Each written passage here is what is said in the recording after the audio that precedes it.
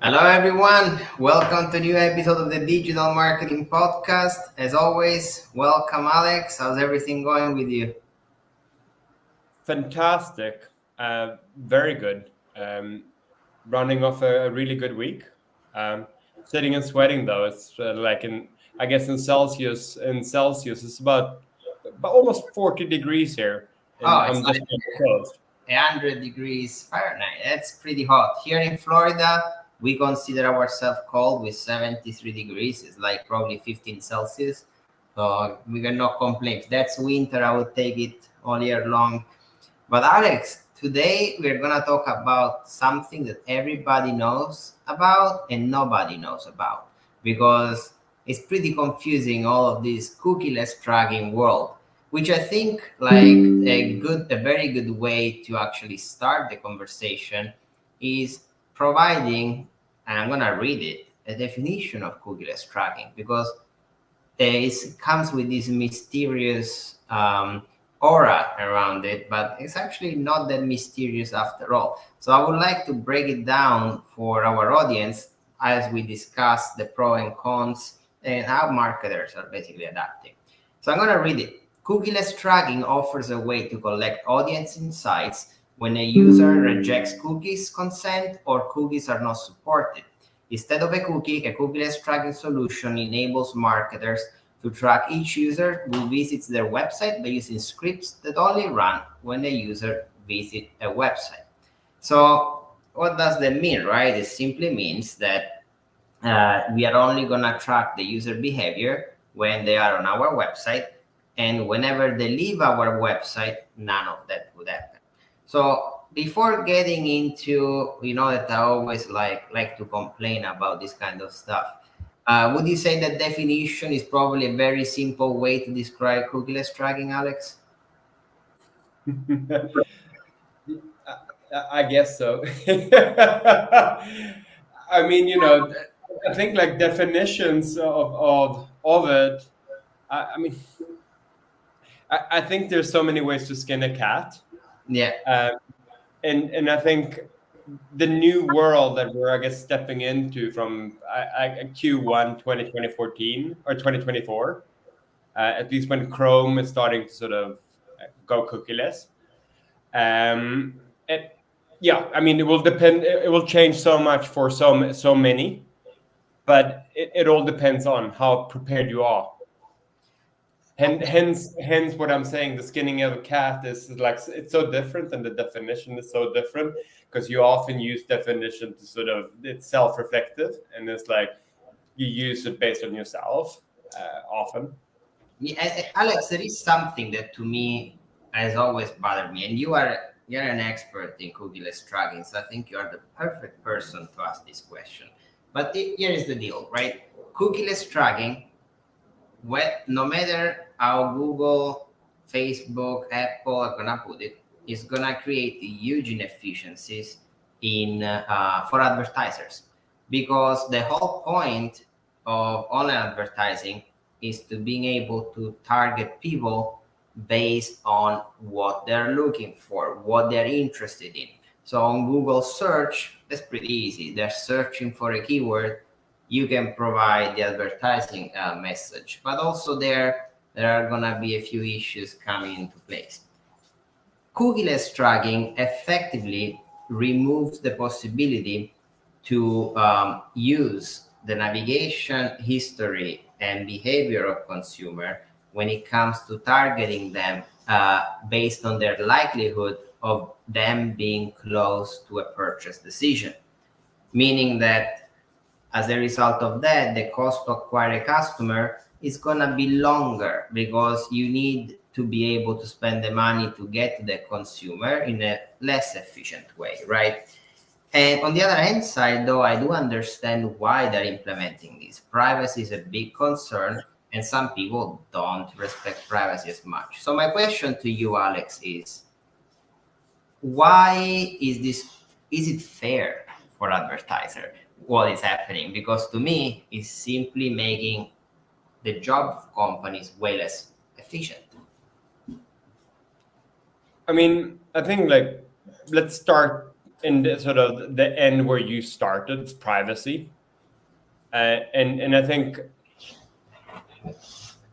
it's been going on for, I guess, a bit too long, that marketeers that sit on like either bonuses or like tight deadlines or high targets, etc. They start misusing people's privacy.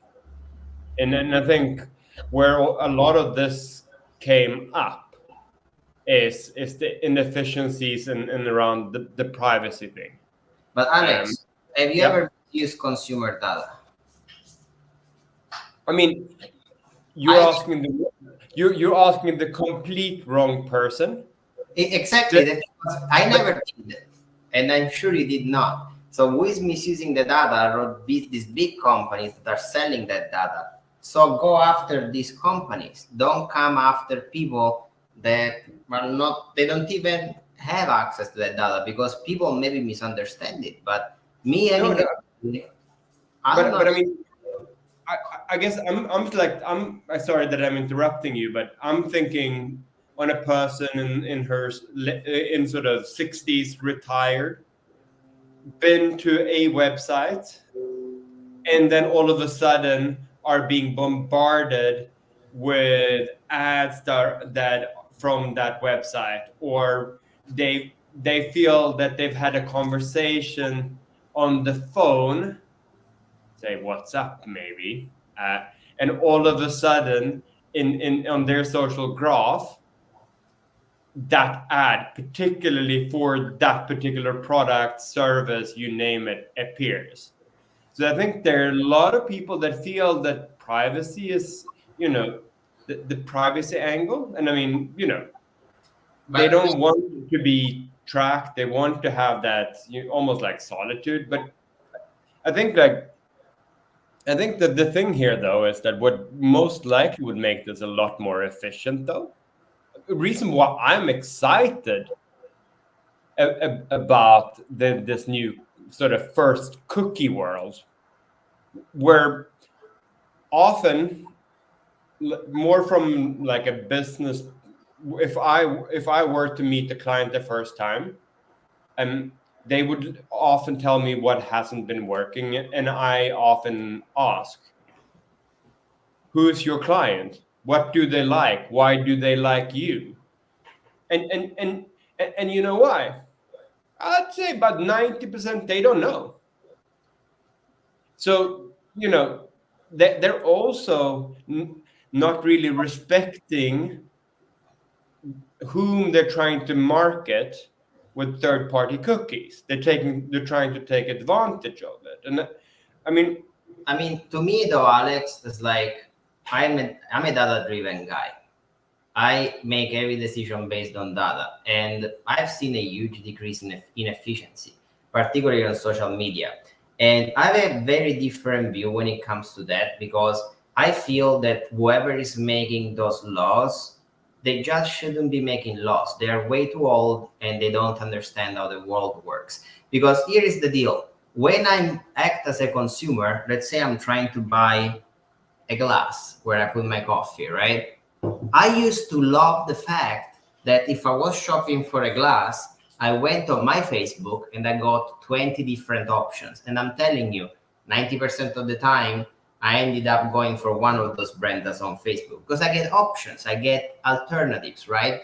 But on the other hand side, I don't understand the consumer because if I'm giving you something for free, you shouldn't complain about how this platform is managed. You don't pay for Facebook, you don't pay for Instagram, you don't pay for WhatsApp, you don't pay for Google. But those services, when it's about your baby being born or your dog eating a cookie, you are the one sharing with everybody that information. Is not me forcing you to do so, right? So maybe they should offer, if you want to give privacy, okay, you can pay 10.99 per month to use Facebook, 10.99 per month to use Instagram. You're paying. We don't need your data anymore. But I and, feel and exactly, I mean, that's what's coming about. So I mean, that's exactly what Meta is now introducing, like ad free. You're paying for your data to not be used. correct. But Complete.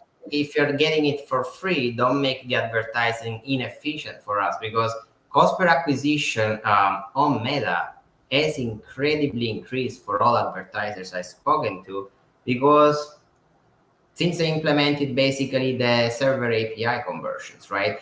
So I kind of feel that advertising is taking a step back because somebody up there does not understand how 2023 works. Because I'm telling you, Alex, here in the United States, we have open enrollment, which means you can get your health insurance with government subsidies November and December.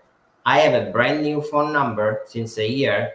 I have not shared that phone number anywhere. I'm getting 20 to 30 calls a day trying to sell me insurance. So now you're telling me that this is okay, but for me to offer you an alternative to a product you have been looking to shop is not okay. That to me tells me that they're just not understanding it.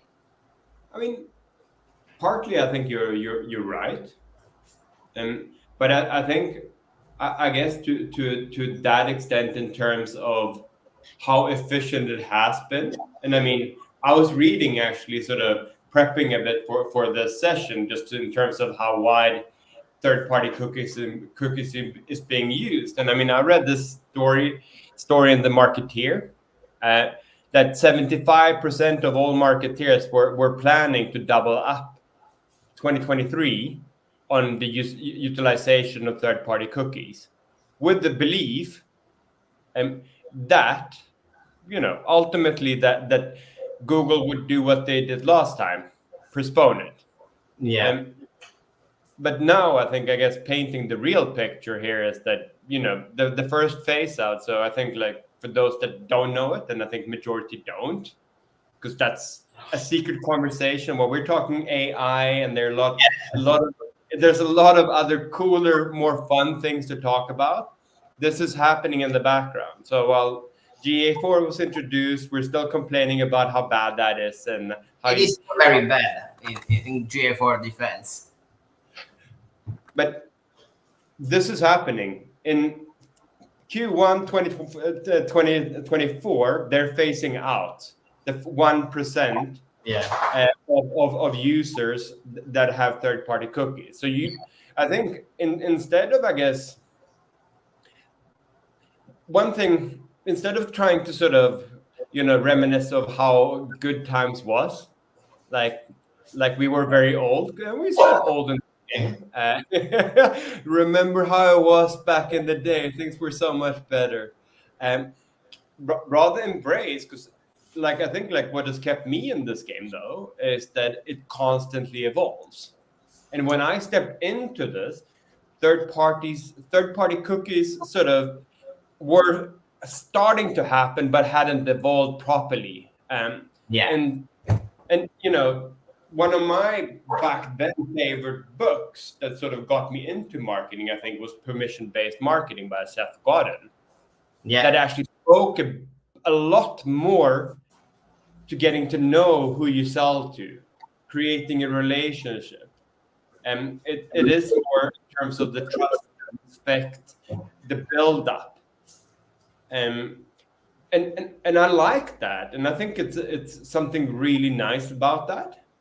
And I think it's gotten lost very often now, because once you're a customer at a company, you're all of a sudden speaking to an AI, and you're spending 45 minutes to try to prompt that AI to get you to do the right thing, which is annoying.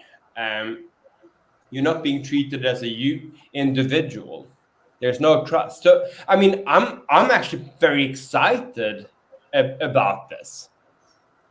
That and there's so many more opportunities, but I think the downside here though is that there's a lot of people like on the other spectrum, because going forward, when third-party cookies don't exist anymore, or you can't piggyback on them or use them, you need to use first-party data. And yes, I mean, okay, fair enough. The biggest aggregators of first-party data are the likes as Google. So you'll need to eat from their hand no matter what.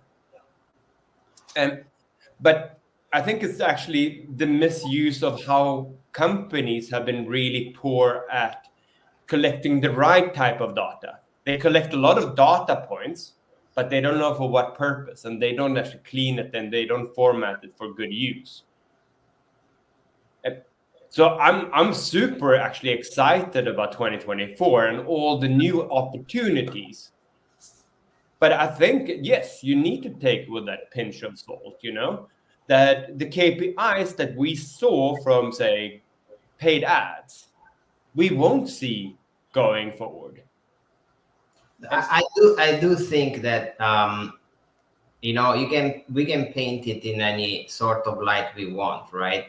But if I were to look at the evolution of digital marketing, I think first party data is a step back, meaning that the evolution is not going in the right direction. Because to me, there are ways to use consumer data to make the machine smarter.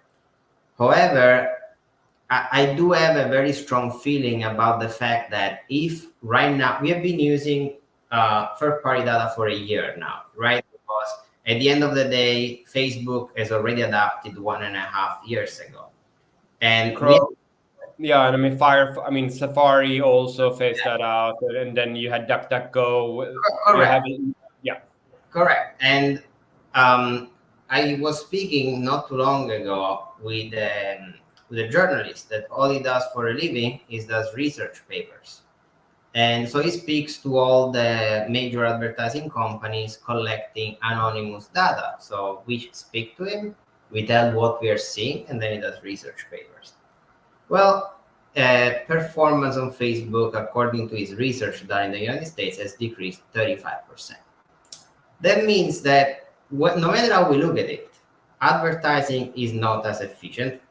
To no surprise, the spend on Google increased in the same time range because keyword-driven data, right? So to me, what I'm mostly concerned about is not, I learned how to use first-party data, right? I don't have an option. I need to make sure that my clients can thrive while using that. But what I'm concerned about is actually creating an environment where the entry barrier for somebody that is not as big is gonna be much bigger to climb than before, right? Because when I went to college, I remember one of the marketing rules or laws or principles was the Porter 5 forces, right? In each market, you're gonna have 5 forcing. What forces? One of them is competitors and substitute products, right? So when you are a new business that you're trying to get yourself out there, yeah, it's true, you build relationship with new customers, but to get to those new customers, you somehow needs to be noticed. And branding is not a budget they have in mind because they cannot afford it most of the times. So usually the best strategy was, here is an alternative solution to what you're shopping right now. And here is why we think we are a better solution. This approach right now with first party cookies is very hard to do because intercepting that customer in that buyer journey for a competitor or a substitute product is almost quote unquote monopolizing that market. It's very hard to intercept. And that's my worry. That's my only worry I have with first party cookies. No, I mean, I think like what we're seeing though is that, I mean, if we were to break it down, so Google has dominated the ad space for a long time with the help of third-party cookies. Together, it's basically built on third-party cookies, and I mean a nice sort of experience. But all of a sudden, you have Amazon, third-party. I think third biggest revenue sort of leg is all of a sudden ads based on first-party data.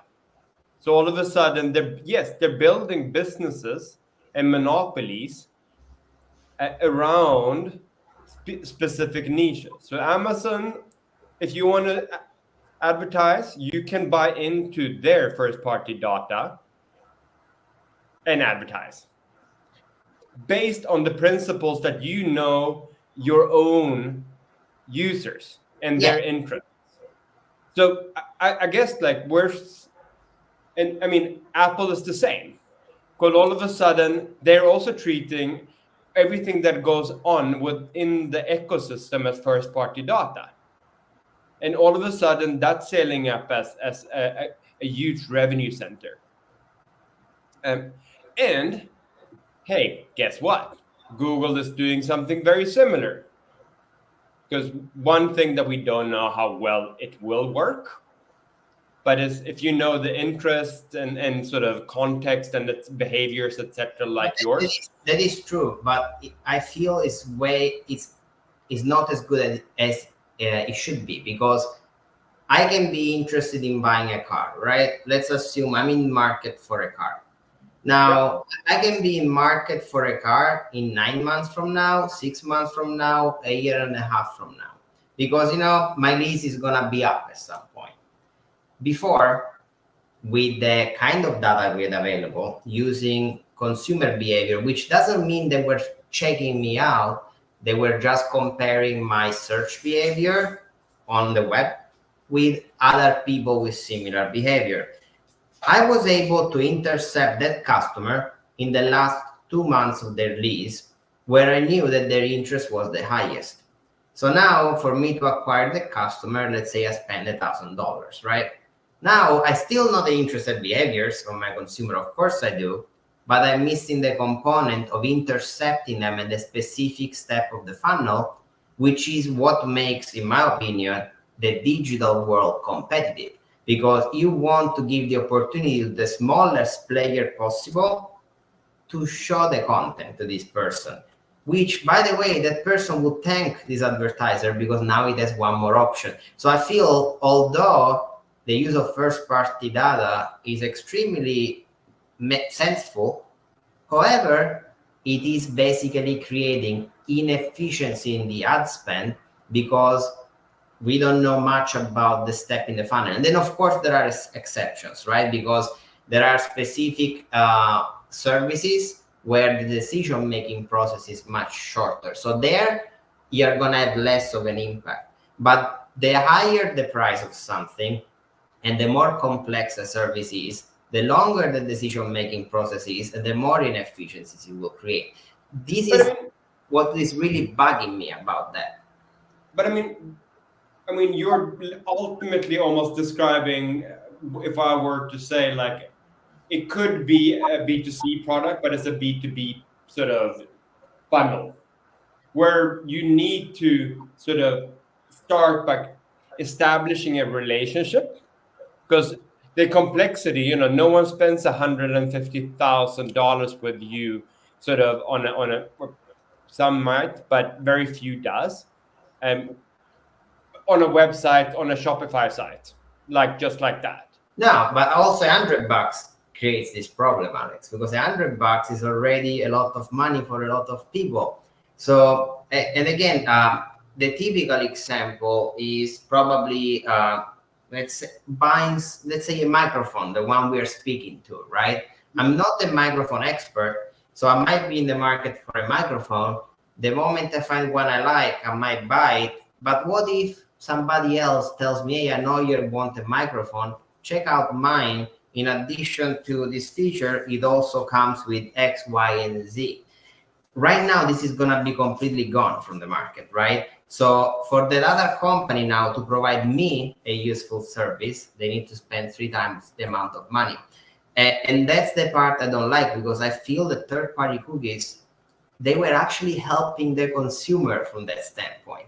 And nobody's talking about that. Like, I'm playing partly devil's advocate because I'm the one. I agree with you from a user experience, but I'm also, I have the empathy, and I understand why such a big majority of people are upset when it boils down to the privacy side, and that they feel that they're being infringed on, and that every little detail that that is happening in their life is exposing them. And nobody knows about that, though. That's customer education. Nobody cares what you're talking about on the phone. It's not that because of that I know what my neighbor is up to, right? So No, but the thing here is that what you're talking about is that it's become that good, and marketeers have become that good, and technology has become that good. yeah. So it feels that you are being spied on. And all these things. I mean, there's a lot of people. This is relatively complicated topic that we're talking about, and we're trying to do it simple. And yet, it's not the first thing that you sort of learning about when you start talking digital marketing. And it's relatively complex, and I understand that there's a lot of people. I mean, I'm Swedish. I come from a country that don't want Google to have their servers in the US. So European data is being shipped and then being catered for by US laws. Because as soon as they are in the US, they can be shared with the US authorities. GDPR.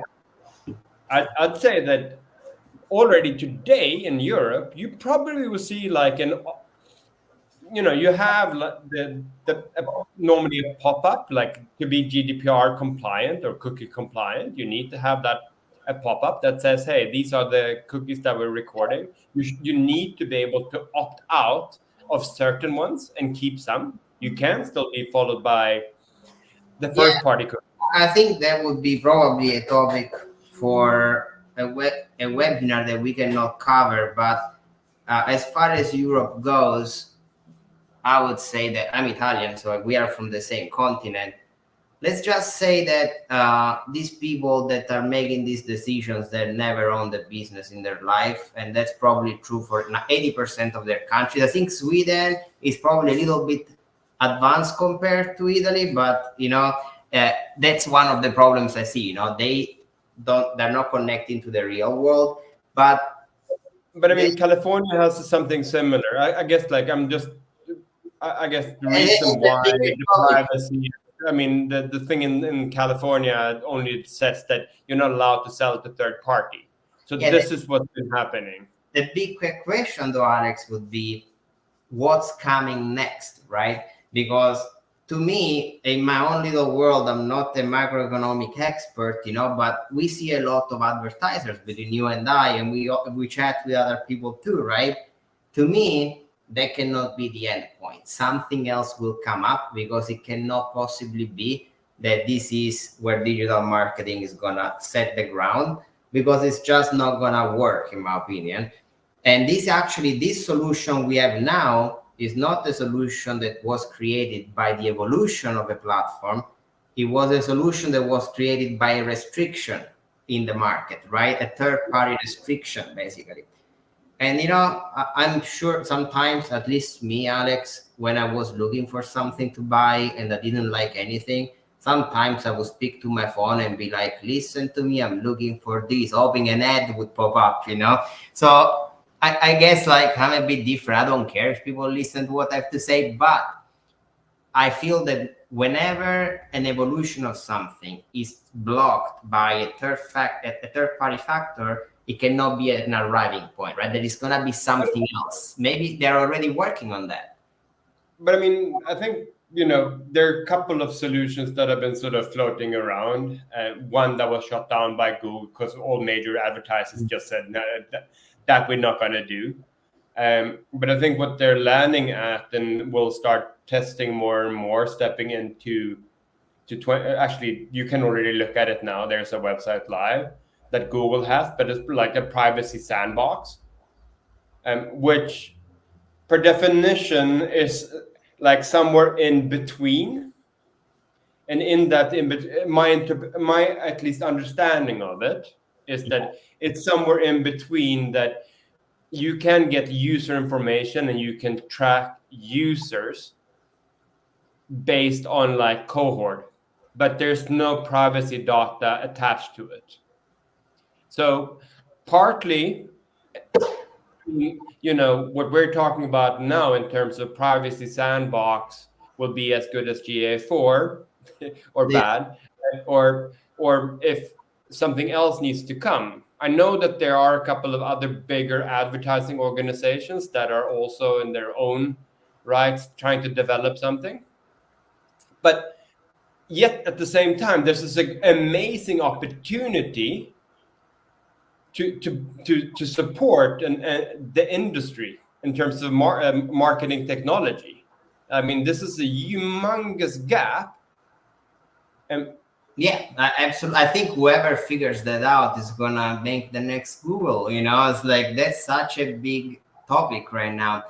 But Alex, would you say that a lot of this issue comes from general public education, right? This is a pretty complex topic. Like I sometimes, like, my wife does something completely different than what I do. And when all of this discussion was coming up, I used to ask her, what do you think Google does? And she was like, I think they listen to me. And I'm like, they don't listen to you. All of your data is anonymized. Nobody has your data. So sometimes I feel, and you probably remember where Mark Zuckerberg had to testify in court, right? And there is this guy that is asking questions that clearly has no idea about anything that has to do with the digital. So sometimes I'm like, there is clearly a lack of general knowledge. So maybe this topic is becoming so relevant because everybody's like heads down on their phone doing stuff, right? Then maybe they should start educating people on that, because I feel a lot of that comes from misunderstanding of the tools themselves. 100%. Like I mean, it's almost as important as knowing how to drive, right? In the era we live in. But then, I mean, I think I agree. Education is key.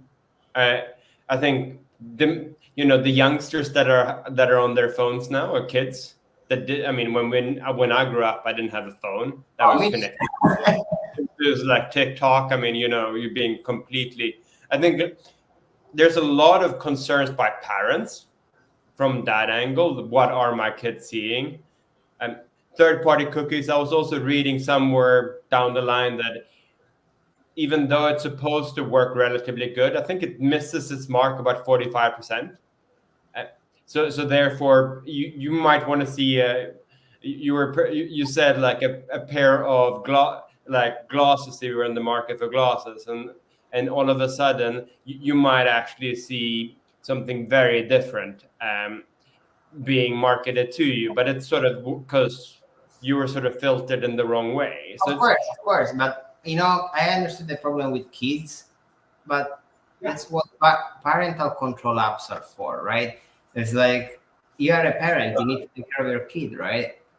But I mean, we don't have to go there, but I think often a phone could potentially be a good sort of easy way instead of getting a babysitter. I was like, they want, and in that world, it's a lot easier to blame Google and the likes. Yeah. I mean, now X. I mean, how many companies have canceled their ad sort of contract with X because someone revealed that their ads were sort of next to X amount of maybe not that politically correct sort of type of posts.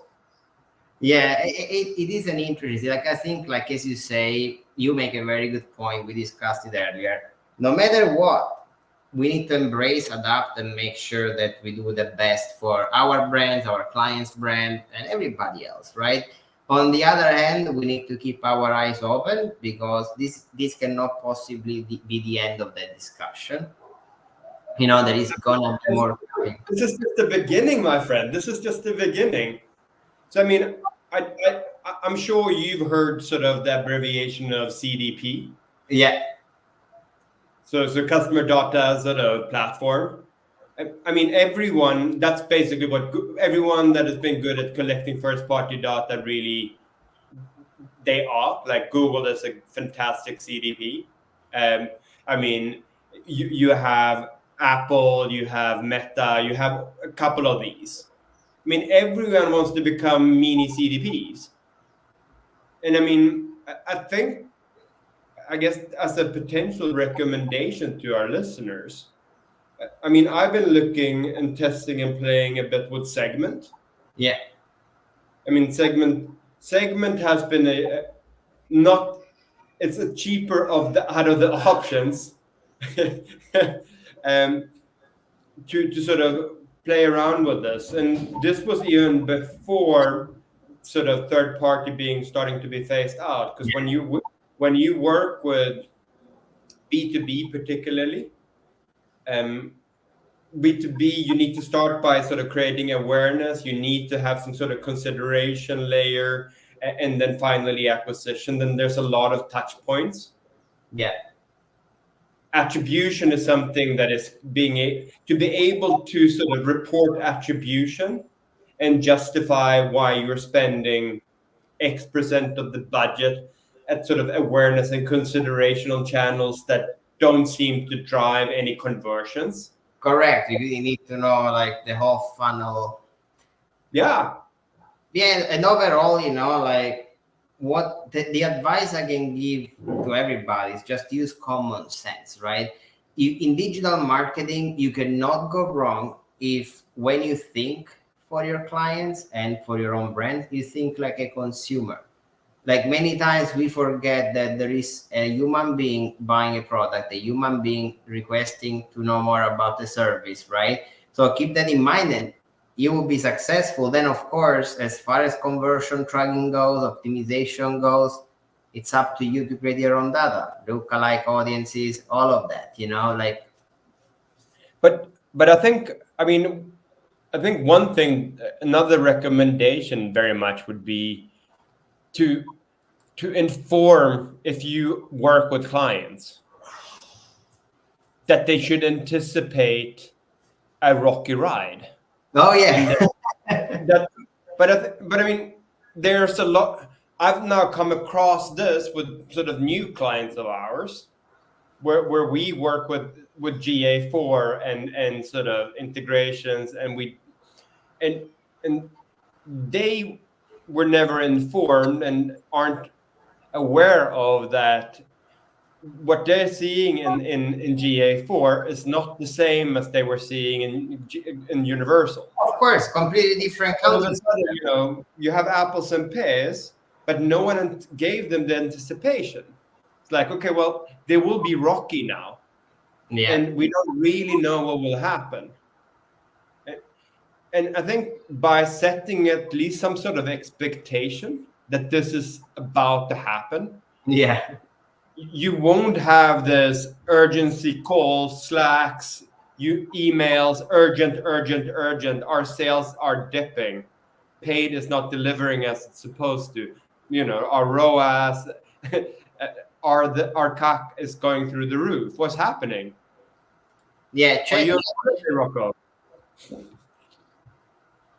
I think most likely we are going to still get those calls no matter what, because at the end of the day, even, no matter how much you do, you can only predict that much. But no, I agree, Alex. Like it is going to probably be a topic we're gonna talk way more in our podcast, because it's such like an unknown territory we're going into. And I mean, that's again, I think that was part of my opening sort of statement. I mean, part of what has sort of kept me in this industry for so long is that it's never looked the same. There's always this unknown factor. And I mean, we're stepping into this new year with two unknowns. Third-party cookies gone. SEO as it used to be won't be the same. So there's almost like two wars at two fronts. And everything that people knew, they need to sort of almost relearn. Yeah, I totally agree with you. But overall, Alex, like I think we should probably schedule another call about that, probably around March. This is going to be a very interesting time to see what's going on, right? Yeah, and I mean, it would be. I'll see if I can also do some prep work and sort of get some stats around there. But it would be interesting to start hearing if there has actually been any impact of this. I mean, I can already tell, because we do a lot of stuff in Europe due to GDPR, and that like say the Google signals and the likes, you're not allowed to use. Yeah, I agree. So there's a lot of these things. So I mean, all of a sudden, per definition that the website actually has 40% more traffic than actually is visible. Yeah, I agree. It's gonna be very, very interesting to see how this is gonna develop. I think the most important thing that we're going to see is gonna probably happen uh, toward March again. You know, when literally is gonna be fully implemented. But we can already see already a lot of things happening on that front. But I'm very curious to see how things gonna evolve. Like the next couple of months are gonna be very interesting. Like, you know, we prepared all of our clients the same way we prepared yours for this change already a month ago. But I think there is going to be a lot of people that are going to be very surprised by the change, particularly like maybe smaller businesses that, you know, they manage their ads themselves. There is a tendency to underestimate those kind of changes, which unfortunately are going to be pretty massive. It's going to be interesting, and it was a very useful call, Alex. I think we gave the audience different point of views. You know, they can make their own, but we should definitely like keep collecting data on that because it's going to be super interesting. Yeah, and I'm already keeping tabs on it. It's just interesting to sort of see, because again, like I started, when actually tracking and etc. And I mean, I know you did as well. Yeah. Where you have to sort of connect the dots in some ways, without actually being able to attribute it. No, it's gonna like, this here somewhere. It's increased. It must be thanks to what we did here. No, I agree. It's gonna be very, very, very interesting. But Alex, thank you so much for your time today. We're gonna schedule a couple more episodes coming up in December, probably different dates because of the holidays coming up. But we will post them on LinkedIn as always. Alex, thank you so much. This is a topic that you know a lot about, and I think you bring very good point of views. And thank you to all the listeners. And don't forget to follow Alex. His email is alex@yourdigitalassembly.com. And he's the guy you want to go to if you want to know more about cookieless tracking. Thank you so much, Rocco. And always fun to have a good chat. Let's keep chatting. Sounds good. And thank you. Bye-bye. Ciao.